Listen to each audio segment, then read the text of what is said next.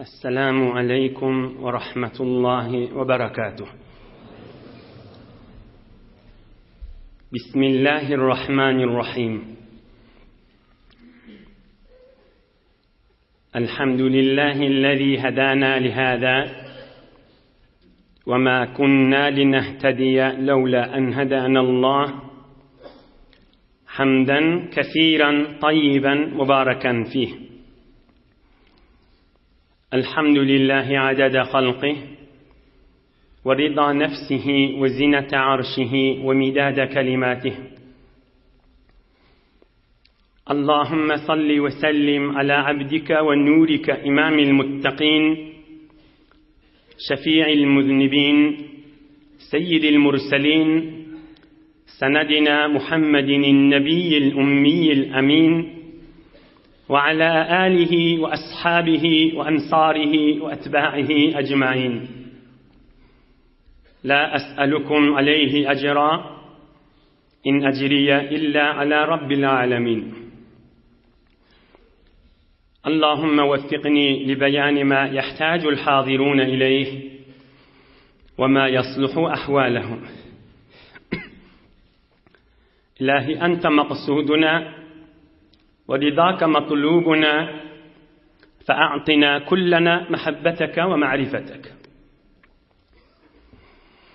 بيك الله تبارك وتعالى همانذين طاعات عبادت لنذي صالح أمل لنذي خداي için oturşuqlanı ve محبتلنı duayı خيرلنı lütfu keremi bile kabul edip de İlgun içeriğiniz, dosyarınız, kavmi hişiniz, enatağınız, oğul gıydınız, dünya ve ahiret, saadet, gününmek, yüze aklıktan ayırmasın inşallah.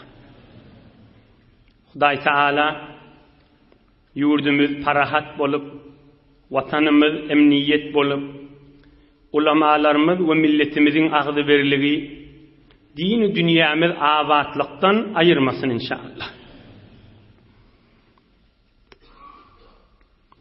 Kan vaqtdan mari bir fursat, bir vaqt münasip bolmayadi. Şi hayvanlar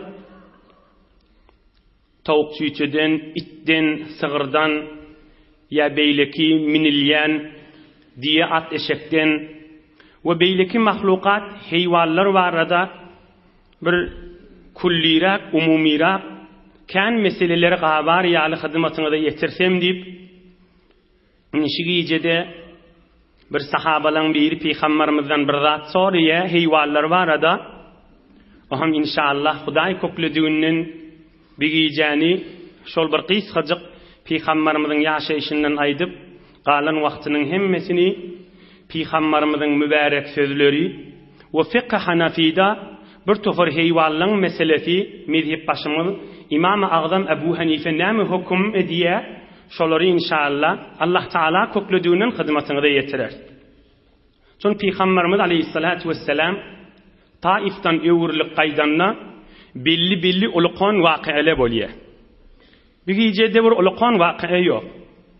Emma inşallah Allah Taala köklese Huday yetirse inniki hefte Peygamberimizin yaşayışının içinde dünyanı ve dünyanın tarihini lerzana koyan ve Peygamberimiz malları kafirlerden düşen malları sahabaların arasında bölünü dünyanı dondurup anıldık koyan bölüğü inşallah inniki hefte ki Peygamberimiz Aleyhissalatu vesselam mübarek gözlerinden yaş aktırıp sahabalarını kenara çekip çını bilen hutbalar, vaazlar, nasihatlar beriye mal bölünden sonra inşallah Allah köklese ol inniki hefte. Bir gecede bir muhtasar evveline Peygamberimiz Taif'tan öwürlik gelýäka bir bolan wakia ve onun üstüne inşallah ta ahir wagtçely Allah köklüdüğünün hayvanlar meselelerini Huday köklüdüğünün Cami'rat suratında hizmetinde yetirer. Şu mahal Peygamberimiz 60-lıncı yaşına kugurdundan Maryas. Emma 53-lüncü yaşına yani Mekke-i Mukarreme'den Medine-i Munawwara gaşin çıkıp baryaqa 7 yıl mundan odol. 53 yaşında Mekke-i Mukarreme'den Medine-i Munevvere gaşin uğriye. Kim menen Rafiq gar kim? Hazreti Ebu Bekr Siddiq radıyallahu anh. İkisi bariye ve bir de yol salgı veriyen bir adam ba. Ol kafir. 3 nefer. Bir mukaddime min ağzamalı oliyaz. Şonu Peygamberimiz bariyaqa Soraqa diyen bir adam Peygamberimizin şu tadan bariyerligini bilip oğrin-oğrinden bariyerligini bilip atı bilen ok yay tir kamanı bilen nayzatı bilen he ora teçhizatı hem midadını kamil Peygamberimizin izinden qawiye. Oham daştan Peygamberimizi görürlenni atın ametiye büdriye ve bi Soraqa yıqılya atının. Oham atını qayta minip qayta oğriye Peygamberimize gaşiyin yaqilleye. Yaqilla beriye görse Peygamberimiz Kur'an-ı Kerim okuye ve döwrüni kan gözden aq. Emma Hazreti Ebu Bekr Siddiq zol döwrüni yaltaqlaye ki Peygamberimize bir düşman bir yerden bir zat oqlamasın, bellamasın dip muvazip saqlapdı. Atını minip qayta oğrap yaqilla berenne atının öwki kayağı yere düşünmeye. Biz Soraqa diyen adam yine attan qaçıya. O zaman gurrun geçti yöne yada salmak. Aham ve necili oliyab at etmeyen işlerini etti. Men bana yetip bilecekken qadip 3-cü edek atına minip yeni oğruya. 2 edek atından yıqıllı 3-cü edek miniye. Yaqilla berenne yeni atının öwki kayağı çümmeye yere. Aham aradan todon tüsse turuya ha diye bir Soraqa. Bir Peygambera men bana yetip bilecekya Allah'dan bir aradı emir ba diye. Aham Peygamberimizi qiyğiriye kim menden size zereri yok siz de bana zat değmen bir icade verin men yaqininize gelecek diye. Aham Peygamberimiz duruya Hazreti Ebu Bekr Siddiq'a da dur diye geli ve yaqirrak diye. Onna İyi viçkiye bir zat gerek mi size diye. Peygamberimiz yok, zatın gerek geldi. Ondan bana bir zat yaz da ver diye, ştay muhim. Bana bir zat yaz da ver, men sen adamın diye. Men şunu yanımda saklap geçecek diye.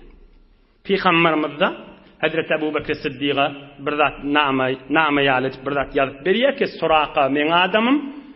Ey Soraqa sen hiç kime iyice gidip bilin şu bariyen yolumuzu adama aytma.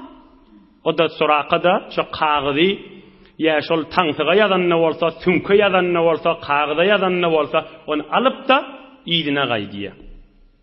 Buyurun qallını. İnni Peygamberimiz näçilenci yaşa geldi? 60-lanjy yaşa. Yerden öwürlük gelýär Taif'tan. İnni göreli Soraqa näme diye. Laqitu Rasulullah sallallahu aleyhi ve sellem munhadiran min at-Taif. Ol nama alan Soraqa han. 7 yıl mın oldu. Peygamberimiz Taif'ten gelýär öwünden çıktım diye. Fetahassaltu. Ödümü cemecur ettim, yığnadım diye. Ki barıp çemarap, hol Soraqa menni baytacak 7 yıl mından odolqi. Geç ya hadi uğrahallar. 7 yıl geçikti ondan mari. Peygamberimiz oğrin Mekke'den çıkıp bariyan zamanlar geçti. İnni Mekke'ye mukarreme ve devleti İslami'nin eteğine qaşın giriptuha. وَالنَّاسُ يَمْضُونَ أَمَامَهُ. Sahabalar Peygamberimizin öwünden bariyadi diye. Son Peygamberimiz aksaren bir yana üyüşüp gidenne sahabaların izinden yürüyenmiş. Bir fakat Peygamberimize has. Bir alim, bir iyilin başı, vazife näme öwden yürüyemella. Emma Peygamberimizin hususiyatının biri aksaren sahabaların izinden yürüyenmiş. Ey sahabalam öwden gidin diyenmiş. Bir delili idim ferişteden dolu diyenmiş. Yeni bir delili men bir çoğan koyullar sürşiyanık men gidiyen Allah Teala'nın veren terbiyet şeyler diyenmiş. Hulasa Peygamberimiz köplerçe üyüşüp gidenne gayrısız aydı vermeli görürün ha. Kana sallallahu aleyhi ve sellem yasuqu ashabahu. Aksaren yürüyenine sahabaların izinden yürüyenmiş. Öwden gittiryenmiş sahabalar. Aham gördüm Peygamberimiz izin raktan geliyor diye. فوقعت في مقنب من الأنصار فجعلوا يقرعوني بالرمح. On peygamberimizin ewinden Medine'liler gelýärdi diýär. Men geçşek bolamdy elleriniň neýdesi bilen ýerak geçşek bolýan aňyrak diýip meni geň gördüle we meni ýokuş gördüle we meni tanymadylar. Kim aýsan, näme aýsan diýip meni göberen akla diýipdir Resulullah gaşyn geçmäge. Hatta iza danawtu wa araftu annahu sallallahu alayhi wa sallam yasma'u sawti akhadtu dhalika al-kitab. Aham men Resulullah bilen işimma diýip birimi öwrak süýşdim. Men sesim peýgambere ýetäjek mykdar bildim. Ve şol peýgamberimiz Ebu Bekir Siddiq'a bir zat ýazdyryp elime berdi. Şonu çykardım tanlygymdan we ilm alyp gygyrdım. Ya Resulallah, 7 ilminden ozal Suraqa bir de maňa ýazyp beren zadyň diýip gygyrdım peýgamberimize. فقال صلى الله عليه وسلم يوم وفاء أدنوه مني. Doğrudur aýdýanyň diýipdir. Wadak wafadır diýipdir. Getirin bärrak tüşüriň Suraqa gelsin ýakyrragyma diýipdir. Aham Suraqa peýgamberimiň ýakyrragyna gelip Peýgamberimiz aleyhissalatu vesselam'a salam berip aham dinden Allah Taalaň buýrugundan Qur'an-ı Kerimden eşitdirip Suraqa şotada musulman bolup kelime-i şahadat aýdyp Hazreti Suraqa bolýar. Peýgamberimiziň sahabalarynyň biri bolýar. Aham Suraqa belli bolýar mal üstünde, goýun üstünde bir çarwa adamlardan imiş. Aham Suraqa aýdýar, odal sorajak zatlama kenti hiç gaýty ýadyma düşmedi. Birje sorag ýadyma düşdi we şo mugada peýgamberimizden soradym diýär. Ine şu iyice mowzu şünden çykjak. Teberrukan okuyayn. Ya Resulallah, ara'ayta dhallatan min al-ibil taghsha hiyadi wa qad mala'tuha li ibli hal li min ajrin in saqaytuha? Qala sallallahu alayhi wa sallam na'am fi kulli dhati kabdin harra ajrun. Hadisun sahih. Ya Resulallah, men zahmet çekip havzumy sudan doldurup goýýandypdir. Nämeden çüreyim? Diýelemi ýakmadan çüreyim, diýelemi suwarmadan çüreyim. Aham o su az ýerde Mekke-i Mükerremeň döwreklerdi. Aham men zahmet çekip doldurumdan soňra bir öýünden ýiten, eýesinden ýiten azyşyp bilen diýeler men suwuma gelýär. Men şoňa zat diýmeýän, men näjire doldurup goýanja hawzymdan şo diýeleri içýär we qanyýar. Men şolara zat diýmeýän nipdir. Aýa maňa sogaby bam men şolara zat diýmeýän üçürinji suwumdan goýup teýýarlap goýam suwumdan öz diýelemi ýakmadan çürem türkmen ýakdy diýärdi. Öz diýelemi gandyrmadan çürem, suwarmadan çürem, işirem suwlam içşenne içýär diýipdir. Maňa bir zat sogap bam şondan nipdir. Ahiratyma çyra boljak we Hudaýyň rezaýaty barmy şoň içinde. Peýgamberimiz aýdypdyr, Hawwa diýipdir. Her zady ki içi gyzyp suw sapdyran bolsa, jany wa bolandan soňra oňa sen suwarsaň, oň artykmy sogaby bar diýipdir. Inhe şuurun, heyvanların gururunun üstünden bir fırsat bolli. Kan meseleleri inşallah Allah köklüdüğünden hizmetine de yetirir. Ey mümin Müslüman doğalla. Ey hakıllı, düşünli, bilimli ve ılım zamanına yaşayan Türkmen doğalla.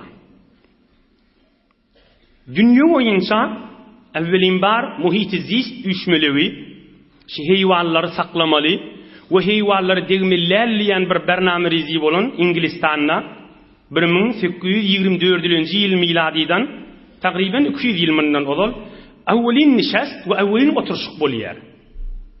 Şu muhit-i zistin adamları ve cemiyetleri ve idaralar gurulmalı diýip dünya boyunca 200 yıl mından olal. Ondan aňyrda heywanlaryň gurrungy ýok insanyň üstünde. İnsanlara büyürük bolar yani. İnsanlar ehemmiyet berer yani. Emme insafınız bilen, din haklyňyz bilen, giň düşmüňiz bilen, giň gözüňiz we ýüregiňiz bilen pikir etden görüň. 200 ýyl mundan ozal guruldy taşy. Emma 1400 ýyl mundan ozal. Peygamberimiz şeheýwanlar barada bir aýdan sözleri bar. Allah Taalaň mahlugudur diýip bir aýdan sözleri bar. İnsanyň hakly heýrana galyp doňyp galamaly bolýar. 1400 ýyl mundan ozal Hindde, Farsda Husru Perwiziň eteginde, Rumda Bizansda Heraklius'un eteginde, Afrikada Necaşi we Muqawqis'in eteginde, bu tamam dünýe boýunça meger insana rahm bardymy, taýinki heýwana rahm bolsun. Ey taryh okuýarlar. Dünýe boýunça 1400 ýyl mundan ozal taryhdan habarly boluň. Tarihi Tabari yani dünya kabul ediyen tarihlerin Farsi diline tercüme olup çaplar bolup okuýdan görüň. Dünyada näme jahiliyetler we kemçilikler bolupdyr. Şu zamanda Peygamberimiziň bir sözleri bar ki İmam-ı Azam mezhep başymyz Ebu Hanife ey cemaat mezhep başymyz İmam-ı Azam bir meseleler çykarpdyr şondan yüzden we şagirdler de şonu ýazypdyrlady. Bir legen suw bolsa, şondan bir at işte galantyny içip bolýarmy? Sığır işte içip bolýarmy? Bir kaplan işte içip bolýarmy? Pişik işte içip bolýarmy? Agzynyň farkydy diýip, heýwanlaň meselesi diýip ýürüýte özüniň bir kitaby bar. Ya mal damak çaljak bolsaň, ýürüýte özüne Kitab-ı Zabaih diýip, damak çalmaklar diýip ýürüýte özüniň kitaby bar. Awlar we şikarçylar awat ýerlerden çyrim Kitab-ı Sayyid diýip ýürüýte özüniň kitaby bar da. Kitab-ı Şikar diýdi. Qurbanlykdan çyrim ýürüýte özüne kitap diripdir. İmam Azam aýdypdyr, Ebu Hanife aýdyp oturupdyr, şagirdleri ýazyp oturupdyr. Qurbanlykdan çyrim onun mäştany ýürüýte aýyp bardyr. Şu aýyplardan salim bolmalar qurbanlyk çalynjak bolsa diýip mallardan çyrim ýürüýte aýdylan gurrunlar ýazypdyrlar. Tike edip haçan 1400 ýyl mundan ozal Qur'an-ı Kerim iňe we Rasulullah da bir tofor gurrunlar aýdýa. We şondan 100 ýyl soňramda Hazreti Ebu Hanife meseleler çykarýa we biz musulmanlaryň ihtiýaryny goýýa. Heýwanlaryň hakyna ha şerat dogrudur. Şerat dogru däldir. Şerat etmek makruhdur, harama ýaqyndyr. Heýwanlaryň hakyny bir iş etmek haramdyr diýip musulmanlaryň Hanafi mezhepiniň ihtiýaryna goýulypdyr. Bitir bir İslamiyet we Qur'an-ı Kerim'in bitir hakdygynyň gurrundaýmy? 200 ýyl mundan ozal ýerde, 1300 ýyl mundan ozal Ebu Hanifeň hökümleri ýerde. Bir ak pikir bilen etden gör.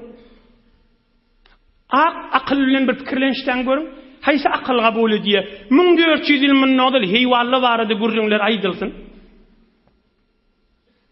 Ondan meter gengat Fiqh Hanafida bir kitap bar Bedaiq diýip. Fiqh Hanafida taqriban bir tek awadan kitabyň biri. Taqriban bir tek awadan ýazylan kitabyň biri. Samarqand Özbekistan tarapdan bir gaty çuňyr alim adam ýazypdyr. Fiqh Hanafidan.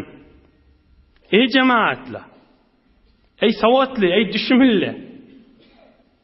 Şoň üçin bir kitap baýyň ýazan kitabynda Kitabun Nafaqat diýip. Aw düşüneýliň Kitabun Nafaqat diýip, nafaqa diýip näme diýerler? Zenanaň nafaqasy, ogulgyň nafaqasy, enataň nafaqasy, aýallygyň erkekdiginiň nafaqasy. Nafaqaň gurrunda gazy nafaqa kesmeýär oglaň uşagy bermeli. Şoň gurrunlaryň aýdandan soňram näme diýär? Wa amma nafaqatul bahaim, heýwanlaryň nafaqasy kimiň moýunna diýip şoň gurrun etýärdi. Oglaň uşagyň gurrunyň içinde. İslamiyetiň beter geňdigi dälmäýşi. Wa amma nafaqatul bahaim, heýwanyň nafaqasy kimiň moýunna diýýärdi. Ebu Hanife näme aýdypdyr şuwarlar diýip şonu orta oklaýardy. Yani fakat şeýtirip goýamaly häzir başy gurrun aýdyp görmellerler şuwarda. Sen görümde heyran galýan. Wa amma nafaqatul bahay, ogulgyz erheli dogan garna şurma diye bir aýallygynyň nafaqasy kimiň boýunna hamana. Oňşoň ahyryna gurrun etdi. Wa amma nafaqatul bahayim. Wa man malaka bahimatan, bir adam öýünde sygyr it goş birda saklaýan bolsa diye. Okuýaýyn. وأما نفقة البهائم يفتى فيما بينه وبين الله تعالى أن ينفق عليها. Bir adam öýünde heýwan saklayan bolsa, şoňa sen ya bir ahun ya molla şoňa bak eşittirmeli.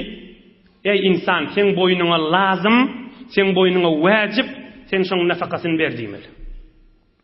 Abu Hanifa'ň nazary şe. Emma ihdin olahasyň.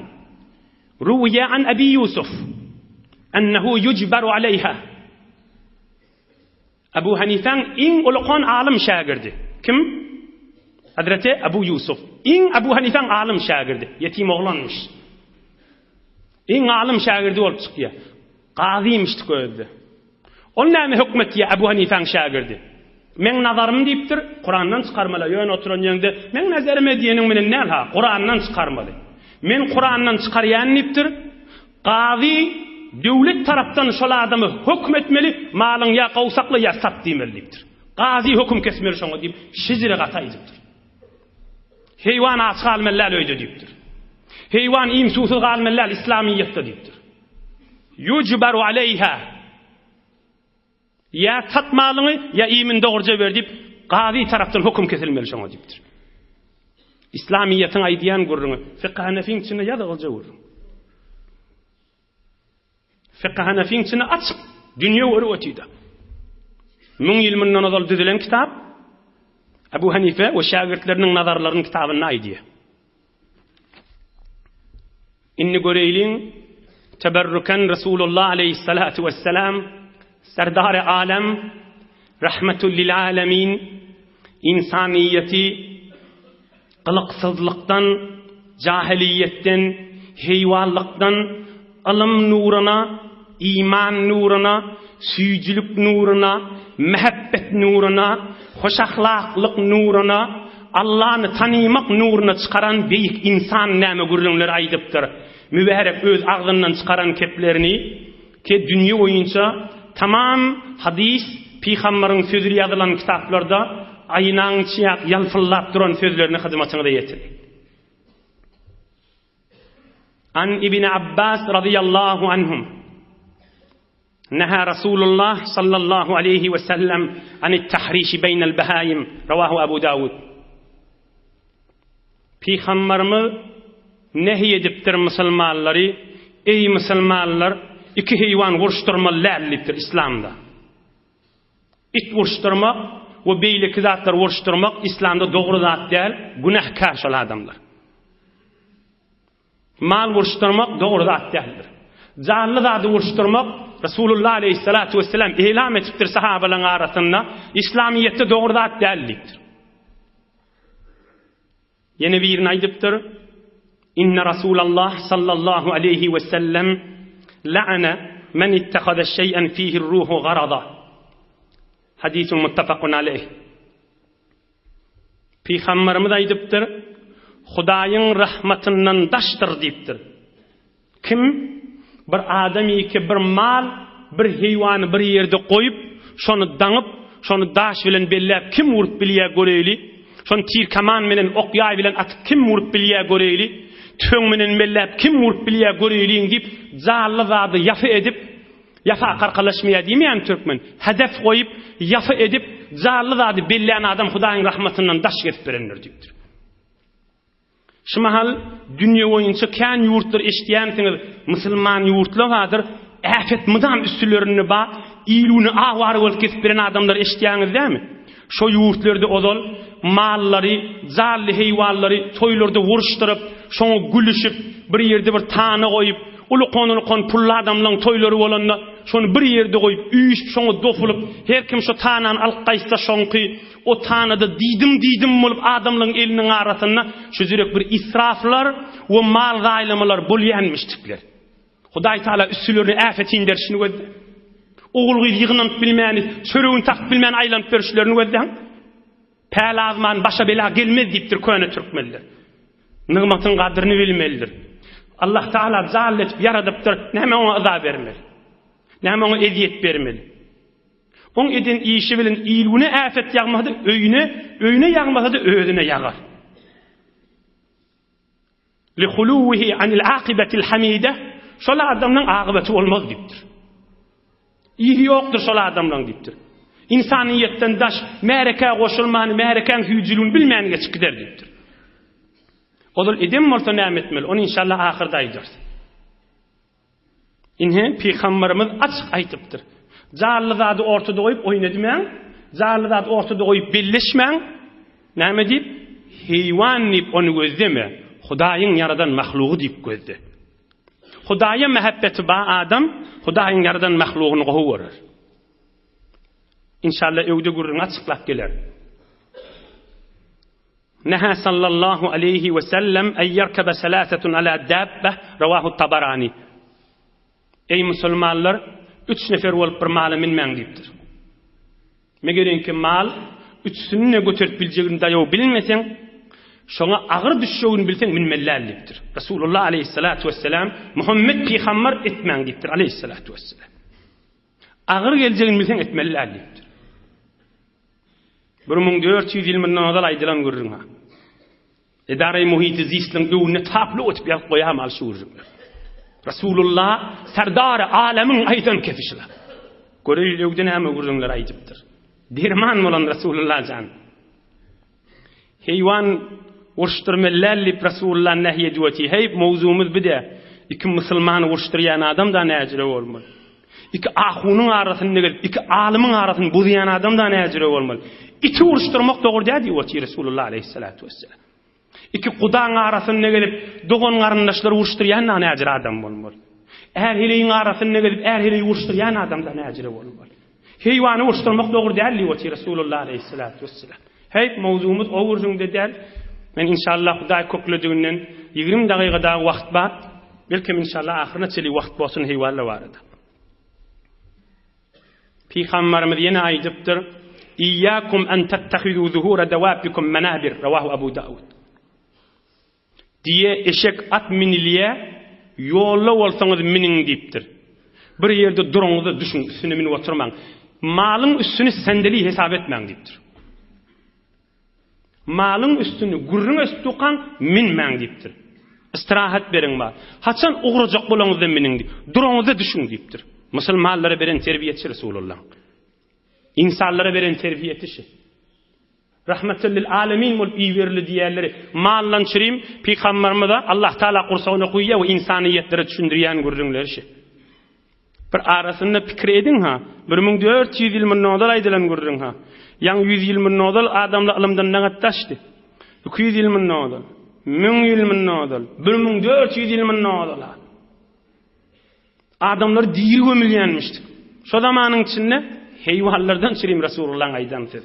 Hak peygamber olmasa ağzından çıkmalılar. Neha Resulullah sallallahu aleyhi ve sellem an zarbil vecihi ve an vesmil vecihi. Peygamberimiz aýdypdyr, mal saklayan adamla malın tanıtmadan çirim dağ basanı yüzüne dağ basmasın diýipdir. Kulağına dağ basanın işgali yoktur. Bir de buğduna dağ basanın işgali yoktur. Zarur olup görünüp duran yerine vuracak da olsan Peygamberimiz musulmanlara aýdypdyr, yüzüne dağ basmaň diýipdir. Wa an zarbil vejhi. Malyň yüzüne vurmak dogry däl diýipdir. Peygamberimiz aýdypdyr, malyň yüzüne vurmaň diýipdir. Vurmaly bolsa, bir ýaňa girip barýan bolsa, çäreň ýok vurmaly bolsaňyz yüzüne vurmaň diýipdir. Yüzüne vurmasaň bolmajak bolsa, şun ulamalar görürüň etdirler. Fiqh-Hanefi kitaplarynda bar. Resulullah'a sözü bir. Yüzüne vurmaň, yüzüne de dağ basmaň diýipdir. Allah'ın yaradanına yüzün hormaty bar. Adamyň da yüzüniň hormaty bar. Görmeýärmi doga edende bir rahmet kedýände yüzüne çykylýandyr eli. Yüzüň hormaty bar da. Malyň da yüzüniň hormaty bar diýipdir. O da jally heýwanna. O da çağaly, o da şähwetli, o da uqly, o da ýatyp durýar. Sen näme awunýan bolsaň şo da awunýar. Şoň yüzüni dağ basmalylar. Bir de yüzüne vurmalylar. Beter zarur bolup vurmaly bolsa boynuna vurmaly. Yüzüne vurmalylar diýipdir. Qala sallallahu aleyhi ve sellem ýöne geçip barýasa üstünden. Malyň yüzüne vurmalylar diýipdir Peygamberimiz. Bir adam zenanasynyň yüzüne hiç wagtda vurmany ijazasy ýokdur. Bir adam oğlunun yüzüne vurmak icazeti yoktur. Kendine anlar oğlunun yüzüne vuruya kıyamet yakan tutacakdır aşı oğlan. Yaxşı eşittin o beylikli de eşittiren. Çağanı doğurdu deyip de men onu enes deyip de Hudaý däldir ha. Ya bir palçığa girenine, ya lokura girenine, ya bir hafaçılıklar bolanına innikilap etmesin deyip yüzüne keşide vuruya günahkardır, kıyamet yakan tutulacaktır. Yüzüne vurmağına, malın yüzüne vurmağa şeriat-ı İslamiyette icazet vermendir.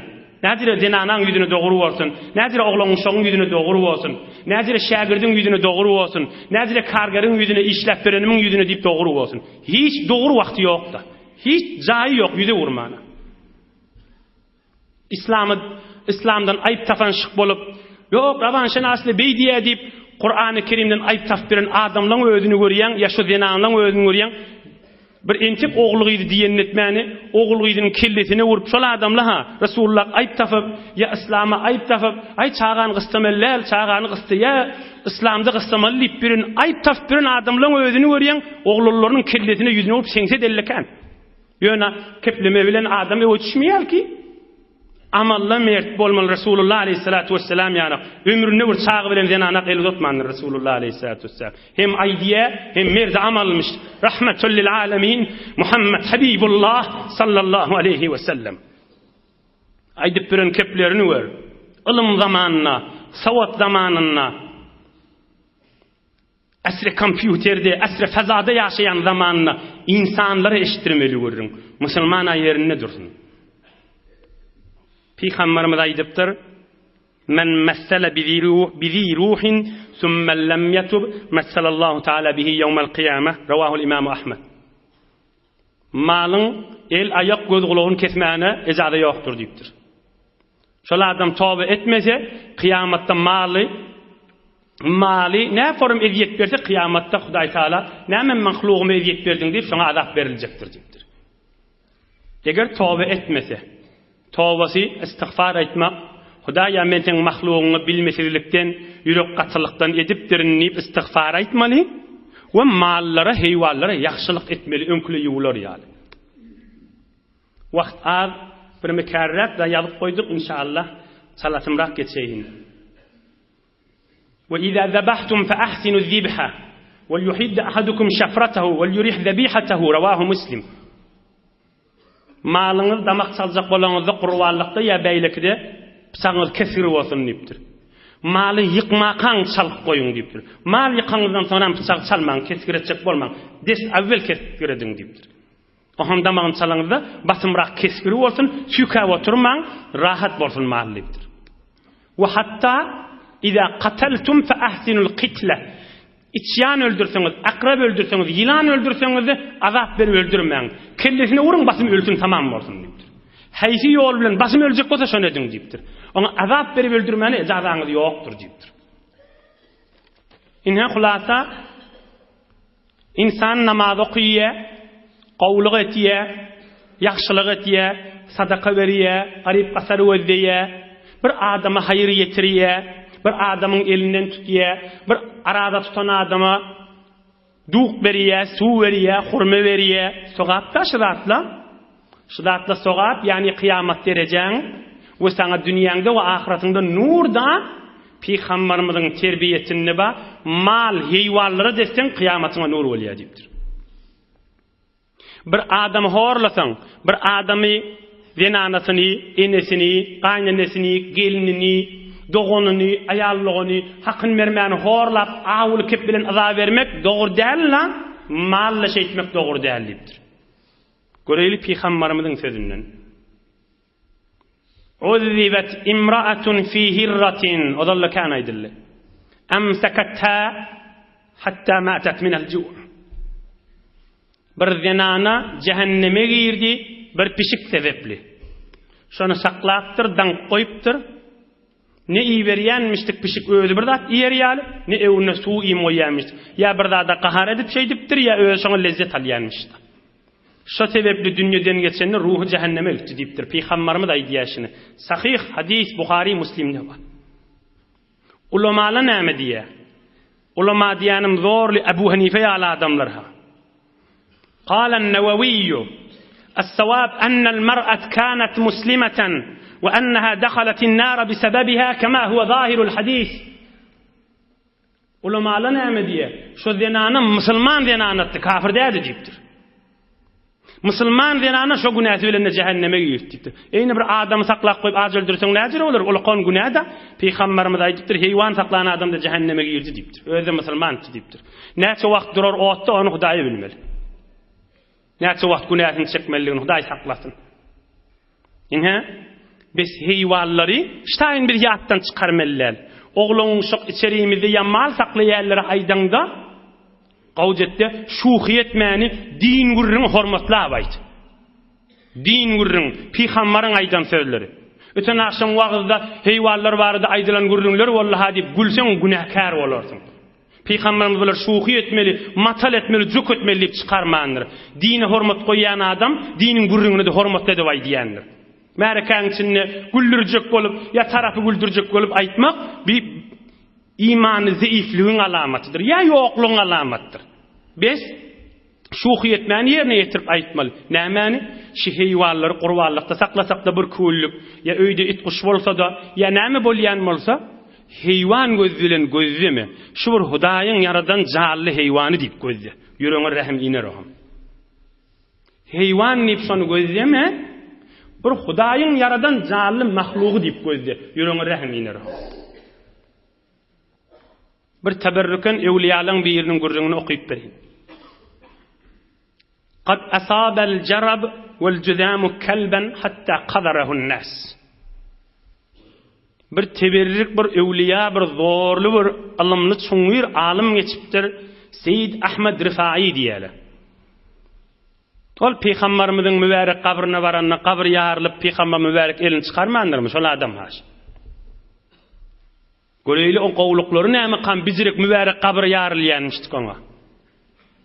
Şoň zamanyny bir it gotur bolup innamynyň dersi dökülip duran bolupdyr. Ohamun görün vurup, görün qowup şoň mahallesinde bolmaly elbetde. Seyyid Ahmed Rifaiň mahallesinde. Men ahir qowup söle qowup göberdirler. 20-nji bol ýa-da gotur it bolsa. Meni ýanky pir eşitipdir.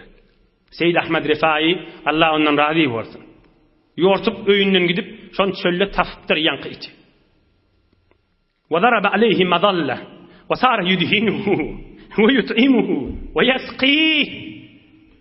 Şo çölle şoňa bir kölgejik çeferjik bejerip, jaý-jaý bejerip şoň içinde saklap, elini ýağ alyp, gara ýağ alyp, çalyp Allah'ın yaradan mahluk wagt awun kespäň da senip, suw goýup, iýim goýup, suw goýup, ýalagyn möp, hemmedan dogurlap, şondan perestari edip 40 güllap şu iti ýakşylyk açypdyr. Ahir it gülýaly bolupdyr, açylypdyr, merizligi aýrylypdyr, salim it bolupdyr. Fasakana lahu ma'an wa ghasalahu wa dakhala bihi al-balada. Ýöne gurrun bolja qaby zamanna. Uny garaçysy ýok, boljak zat däl bu zamanna. Näme diýip? Bu zamanna her hele ýetişdirip bolan aqly gurrun. Heýwan ha, it abi. Inatayt bolan aq. Ogulgy etip bolan aq. Dogan musulman doganyň etip bolan aq. Itedir oti adamlar. Mübarek qabr ýarylýa, bir zatdyr bamışdyk ýarylýanmışdy. Peýgamberimizden yüzlerce yıl sonra adam öldü. Perişte gibi adamlar. Bu adamlar yerde gelip de perişte gibi adamlar. Aham awu olanna yılca suwulyny ýaxşy ýuwup ýalpylladyp özü bilen bile şähere getiripdir. Tabakan nasu min şiddeti ma faala min rahmetihi. Şäherege gaýdany gören adam ikelini ýüzüp ağlamany dürtdirler. Şoň eden gowlugynyň, şoň eden mehabbetinden, Resulullah'ın ýygyna düşen adamyň eden gowlugundan, ewliya adam, pir adam, insanlara Hudaýyň ışkyny geçip beren adamyň tekebbürlük etmäni edip beren hytmatyny. Karam xanda am sireti serveran Hazreti Sa'di aýdýar. Karam xanda am sireti serveran galat goftam ahlaqy peýgamberan. Yaxşylyk etmek, gowluk etmek gowa adamlaryň ahlagy da. Uy gowa adamlar diýdim, galat etdim, peýgamberliň ahlagy diýipdir. Karam xanda am sireti serveran galat goftam ahlaqy peýgamberan. Yaxşylyk etmek, gowluk etmek, mert bolup jawan mert bolmak gowa adamlaryň ahlagy. Hey, gowda diýipdir, peýgamberliň ahlagy diýipdir.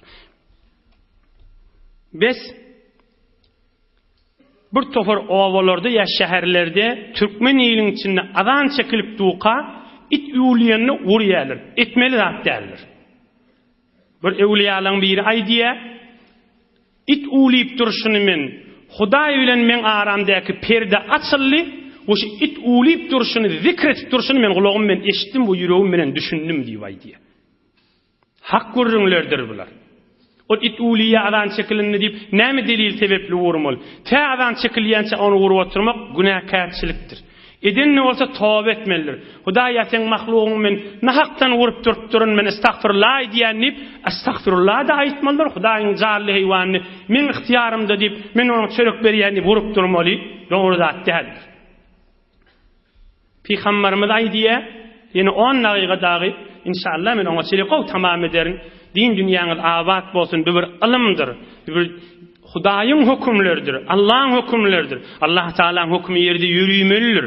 İnsanlaryň arasynda, heýwanlaryň arasynda bolsun, musulman adam Hudaý peýgamberiň hukmy diýenden soňam baş üstüne diýip gelse, dünýä ahiret abad bolar. Görüň, janyny golla. İnsanlaryň ýüreklerinden mehabbet aýrylyp, malyň mehabbeti aýrylsyn, adamyň mehabbetleri ýüreginden çykyp barýa. Näme diýip, şu zatlara hormat goýmansaň da, şu zatlara ähmiýet goýmansaň da, gülüp soğuya, bilmänşik bolup soğuya, mal bolsa urupdu, it bolsa urupdu, ýüreginde rehem ýok, içerisinde de mehabbet ýok, zinjigisinde süýjülük ýok da, ýylygyny gözläp görüň. Adamlary gör, ýöne her gurrun üstünde durup, bir sagat oturup gözlemeden ýaş aktyryp oturmaly. Gönenip oturmaly gurrunlar, ýöne bir oturşykda kän heýwanyň meselesi hyzmatyna ýetireýinip geçip barýanna. Nädir aýdan awadan, günnen awadan ýalfyllap duran Rasulullahyň sözleri, Hudaýyň dostlarynyň ýaşaýyşlary deňäňden geçip barýar. Gadryny bilmeli gurrunlardyr. Peygamberimiz aýdypdyr, Arabesin okuýmaýyn wagt geçip barýar. Bir adam şuurun peygamberimiz sahabalarning arasynda açyk gyýryp aýdan gördüňiz. Bir adam hewere suw sap barýarmyşdy. Türkmen adam suw sapa näme diýe tefsir eddi diýe. Gaç tefsir edip barýarmyşdy. Aham öwünme uýy çykypdyr. Uýyň içinde suw varmış, bedere tanap ýokmuş. Bir rivayette şu adam zinanamış. Kaysta olsa onun işimiz yok. Ya erkek adam ya zinanadan. Ohun bir dayı o adam kuyun kraptalına el ayağı bilen yavışıp kraptalına el ayağını direp kuyun eteğine girip kanıp su içiptir. Peygamberimizin mübarek ağzından çıkan hikaye kıssası. Ohun yu şahstan haberdar olup kuyudan çıkıptır. ثم خرج فإذا كلب يلهث يأكل الثرى من العطش. Taşerik çıktı gördü bir it lehleptu. Yer gazip, yer peşip, yerin eteğine öyle dilini girip, qumut çeynep, şeyle lehlep duranmış. Ve men susu işim yal bir de susattırdı. Hudaýa näzir olar qam? Niyeti gaw biladım. Hudaýyň yaradan bir it de bolsa ýakşylyga deýinip, aýagyny ädigi jyrmygy barmyşdyk. Şon çıkarıp ağzına alıp qaytadan kuyun içine girip ağzı bile doldurup ağzı bile suyu çıkarıp içine önüne koyuptur. İtte kanıp keyif edip içiptir. Aham peygamberimiz aydypdyr. Sümme emsekahu bifihi hatta raqa fesaqal kelbe feşekerallahu taala leh fegafere leh. El hadis muttefakun aleyh. Hudaý Taala men mahluguma ýakşylyk etdiň diýip Hudaý ona teşekkür etdi. Tamam günälen geçdim, jaýyň cennet diýip aýtdy şoňa diýipdir. Az gurrun däki. Ola hanlaki.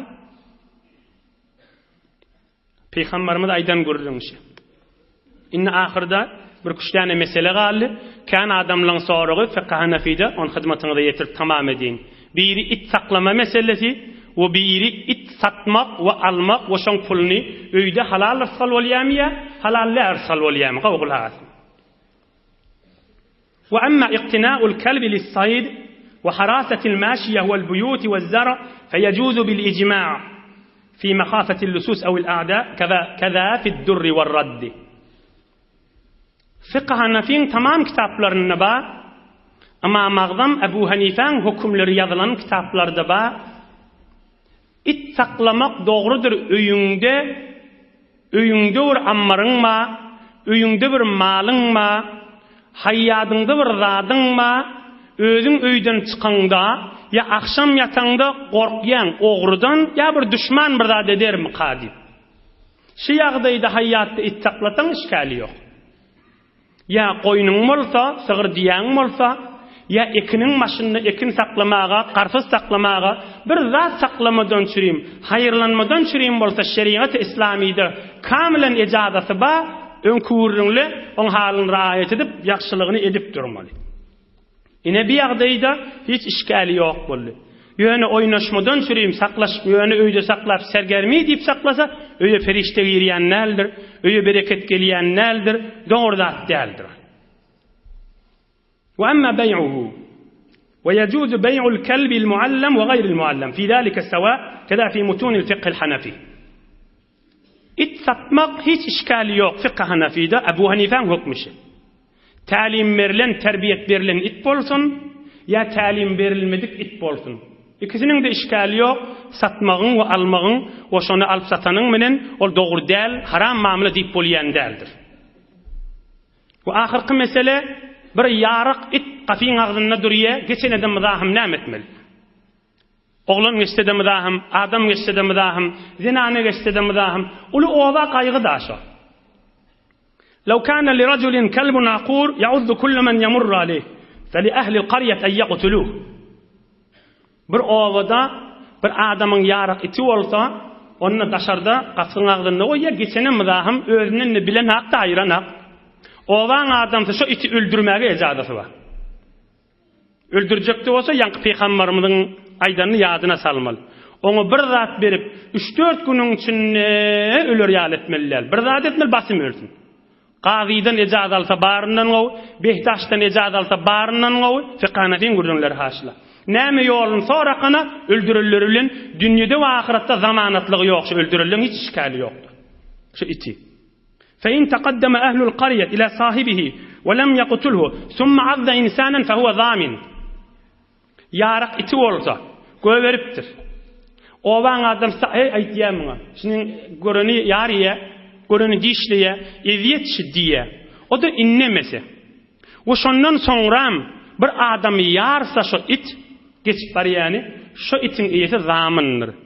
Şoň wezifesi şol adamyň radyçylygyny tapmaly, şoňa harj etmeli. Yo men bu zatlary bilmeýänligi kıyamat boýunna daşal adamyň. Emme ovan adamsa aýtmasa, ovan adamsa bar şoňa ilerilemese, it daşarda du, ovan adamsa zat diýmese, bir adamy ýarsa, onu itin ýesi zamyn näl. Hasan ramın bolmaly, owan adamsy baryp, ya bir şurasy, ya ahu mollosy bir namaýende, ya ýaşurragy baryp, aýsty sen şiniň bir zulm, şiniň bir eziyet, sen şiniň aýyr diýse, we aýdylyndan soňra bir adam ýarsa men nazamyn. Amany bir adamy ýarypdyr, hawa biz de ozal kan aýtdyk aýryan zat ýokşuň diýilse, şol özünden bilip şoň harjyny zamynna şoňa bermeli. Yo berjek däl diýenden kıyamat şoň bergillah şol adama. Kada fi fatawa alamgiriye Kitabul Kerahiyet, Babul Hadi wal 20. Allah Taala iman abruýdan aýyrmasyn. Hudaý Taala dünýä ahir görjeňiz gowluk etsin. İnşallah inniki hefte dünýäniň taryhy geňe goýan, heýrany goýan Rasulullah mallary bölýänni, siradan, awadan suratynda Allah köplediginiň hyzmatyna ýetirersin inşallah.